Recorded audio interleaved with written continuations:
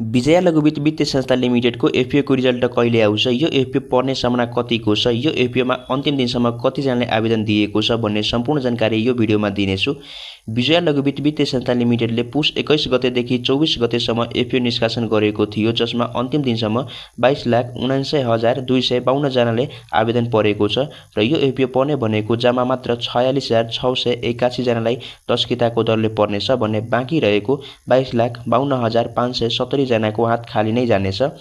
अब कुरा गरौँ यो एफपिओ पर्ने सम्भावना कतिको छ भनेर। यो एफपिओमा मागभन्दा करिब 57.12 गुणा बढी आवेदन परेकाले लकी ड्रको सिस्टमबाट एफपिओको बाँडफाँड गरिनेछ भने प्रत्येक 57 जनामा 1 जनालाई पर्ने सम्भावना रहेको छ भने यो एफपिओमा हात पार्न पनि भाग्यकै भर पर्नुपर्ने देखिन्छ। अब कुरा गरौँ रिजल्ट कति गते आउँछ भनेर। रिजल्ट आउने डेट अहिलेसम्म अफिसियली तोकेको छैन, तर अर्को हप्ताको मङ्गलबार वा बुधबार रिजल्ट आउने चान्स धेरै छ। यस्तै आइपिओ र सेयर मार्केट सम्बन्धी छोटो मिठो तरिकाले अपडेट पाउनको लागि च्यानललाई सब्सक्राइब र फलो गरेर राख्नुहोला।